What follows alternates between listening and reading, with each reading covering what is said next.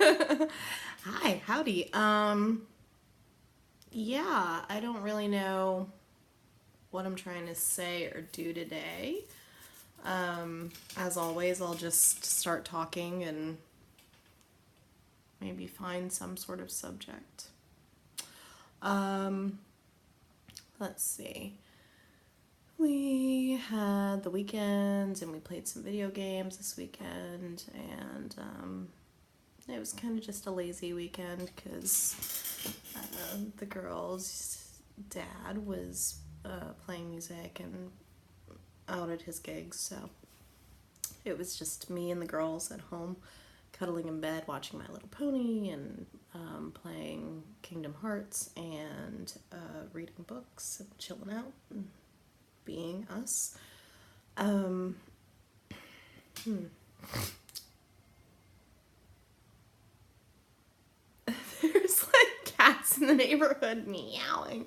I was looking for my favorite cat earlier. I have this cat that doesn't belong to me. I don't know who owns the cat, but it's a black cat with a white belly. And I call it Knox. And it very often just stands outside and stares at me. And it's a profound experience. It's like the god of cats. But anyway, so we hung out this weekend, just kept it chill, and then today they were back in school. You guys were back in school. I don't know how to like present these because I am recording them for you, but I'm just putting them up, just so they're somewhere. So I'll just say they instead of you. Let's see. So I don't know. Today let's talk about something that you might need to know when you're older. Let's talk about relationships. Let's do that. Let's dive into love. Freaking love. Um I don't know. Okay, so let's talk about finding beauty in people. You're gonna find a lot of guys out there, or ladies. I don't care what you choose. You can be whatever you want. You can love whoever you want as long as it's a legal union between two consenting adults. I'm in for it. Have fun. Enjoy yourself. But whoever you find out there, there's tons of beautiful people. There's beautiful people everywhere. There's just the world is jam packed with beautiful people. You guys are gorgeous, so it makes sense that you should find beautiful people and match up and have beautiful babies.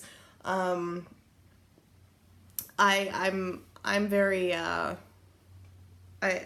very odd looking, I guess. I don't really know about the whole beautiful people thing, but I've found guys that are very attractive. I think your father's really groovy. he's he's super handsome. Oh my god. But there's plenty of them out there. There's plenty of guys or girls or whoever humans that look nice. They're pretty. They've got big muscles. They can do their makeup well. They whatever. They wear the right outfits and they don't have pimples all over their face and their hair is long and luxurious or short and snazzy. There's plenty of those people. They're everywhere, and that's great. If you find someone that is totally freaking awesome and they happen to be gorgeous, wow, good for you. Have fun with that. Yeah, that rocks. But when you're trying to find somebody to spend your life with, when you're trying to enjoy the day to day and have a connection with someone that's going to last, beautiful, eh, okay, that's nice. It's nice to have something pretty to look at. Ooh, he's a hunk. Oh, she's gorgeous. Uh, really, you have to look deeper. And I know that this is a cliche. I know. I'm aware that most of the stuff I'm going to say is a cliche, but I'm going to say it in my way and you're going to listen and that's the way it goes. So, it's really nice to find pretty people, but it's even nicer to find somebody that At the end of the day, when everyone else has gone home and you're done partying and you're done having you're getting your kicks, there's this person who is smart and funny and who you can read books with or watch movies with or talk about the complexities of the universe with. I'm hoping that I'm going to raise you guys to be deep thinkers who are constantly questioning life. And I would love to imagine you guys with people who felt similarly, who sat around with you and challenged your thoughts and your mind instead of just stimulating your body. There's so much more than just good sex and a pretty person. That stuff's great. It's amazing. Good for you. Enjoy it and do that whole thing when you're young as long as you'd like. Have fun with it. That's okay. You can be with some people that don't totally stimulate you. But what I want to make sure is that you don't end up sticking around with somebody for the long haul who isn't that person, who at the end of the night you don't feel like you're sitting there watching your movie or playing your video games or reading your book or talking deeply with the right person. It's important. It's vital. We are no man's an island, you know. We are social creatures, and me personally, I don't have like this need to have a whole bunch of people around me. I don't like people on a whole because it's just the more people you get into a situation, the more chaotic and the more different points of views and perspectives, and it just gets really messy really quick. Having like 20 people hanging out at your house, it becomes very shallow. It doesn't have to be. Maybe you can find a different way, and that's great. I hope you do. I know Aurora is very social, even now. Her whole life, she's just wanted a group of friends. So, Aurora, if you have a bunch of people around you that spark you, that make you feel challenged and loved and seen, great. That's fine. I'm not saying it's wrong. What I'm saying is that for me, it's not the right choice. I'd rather have just one-on-one communication with people. I'd rather have deep connections and stuff that's quieter and more low-key. But just make sure no matter what, at the end of the day, when all of that chaotic whatever is done, you are laying next to the person that you're like, you know what, whatever happened today, whatever we went through or talked about or adventured, I was with this person and I am so much better for having been part of that, having them be part of my experience. Like, we're social creatures, we rely on other people. It's nice to have somebody that you can, like, having all your ideas inside your head is great, and you should have your own ideas and your own thoughts and your own mind and your own motivations, and that's wonderful. But to be able to sit down with somebody and say, this is the stuff I'm thinking about, this is the stuff that's making me sad, this is the stuff that's making me really excited, this is the new project that I want to work on, and to have that person go, oh, that's great, or that's horrible, or, oh, I know how you can make that even better. Someone that clicks with you in a way that all your projects make sense more. You know, it's not like you're ever going to find somebody that's just going to make everything perfect all the time. You know, people, we don't even like ourselves all the time. It's okay not to like the person you're with all the time. I feel like people don't say that enough. Like, there are times where your father annoys the hell out of me. Like, go away. Please just go downstairs and play your guitar, because I just want to sit here and read my Game of Thrones and just not have anything to do with you at this moment. But there are times where he'll see the stars outside and call me out and say, look, it's gorgeous. And there are times where I'll have this idea for a novel, or he'll, you know, he wrote this this young adult novel that's super amazing, called The Adventures of Turtle Island, and it's great and I love it. And I've gone through it with him like 5 or 6 times completely. We've read it chapter after chapter, and I'll sit with him and just like, okay, so why are they doing this, and what does that mean, and can you give them something that makes, and it's like he goes, yeah, yes, yes, yes, okay, all right, so this and that and that.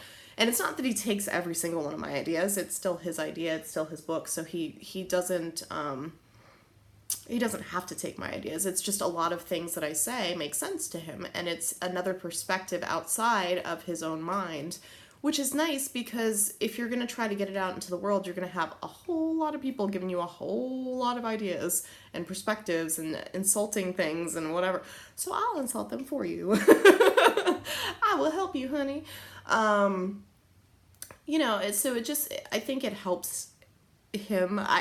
I've written a novel too. He hasn't really gone through it with me because he says he doesn't have the time, and I'm a stay-at-home mom. He's the one that works, so I give it up. I let him have that.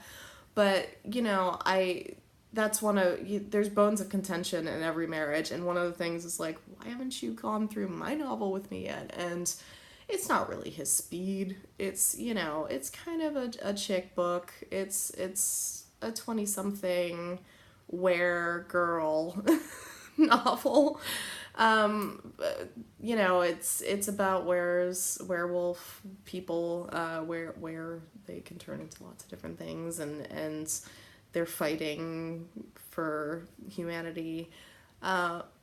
It's something that I think if it was filmed or something, he would enjoy it, but it's not really something that he's been too excited about getting into with me. So, whatever. There's always going to be times where you feel like you're not seen enough or heard enough. I must be the most narcissistic person because I never really feel seen or heard. I just don't. And maybe none of us really do. I don't know. Your father, like, I've gone through his novel, but does he feel... I mean, I don't sit downstairs and listen to his music all the time. I don't listen to how he does every single song. I don't go to a lot of shows. So does he feel like he's seen enough, heard enough, cared about enough by his wife? I don't know. I try every night. I lay on his lap and he strokes my hair and he talks to me about everything, about anything that's going wrong in his days, about any anxiety he has, about the stuff that he wants to accomplish, that he needs to accomplish. So we're able to have that communication, and I'm able to give that to him, and I hope that that's enough. I don't know. But most of the time, day to day, walking through life, he gets it, I get it. We raise our kids the way that we, both of us, are happy with. We wanted our children to be wild and free and kind of pagan-y, weird, awesome people, and I don't think with most of the other guys that I've ever been with that I would have been able to raise that type of child. I would have had a different type of experience as far as like, oh, kids should actually do this, and they should live like this. They should be more structured. They should, all right. I feel like he's a great father to you, and that was one of the most important things in my life when searching for a mate, is somebody that I feel comfortable raising children with, and someone I can watch my movies with, and we watch shows together and laugh, and we drink our wine, our sangria, and chill out, or whiskey. Depends on the night. At the end of the day, once you guys are asleep, and I can go to bed saying I found, out of all the guys that I dated, there's nobody that matched me better. There's no one I've met that like clicked with me more. And sometimes you're gonna feel down or whatever, and it's just nice to have that partner, to have somebody on your side, to have somebody that wants to listen and can communicate with you. So I don't know. This was just me rattling stuff off. Let things go that don't work. If a relationship is not stimulating to you mentally, let it go. You need to challenge your brain. You need to feel like you can talk to somebody about deep stuff and feel stimulated. So let go of the stuff that doesn't work. Friendships too, but definitely your relationship, because that's your partner for life, hopefully. Pick the right one. And if it's not the right one, let him go. Live long and prosper. I love you. Talk to you soon.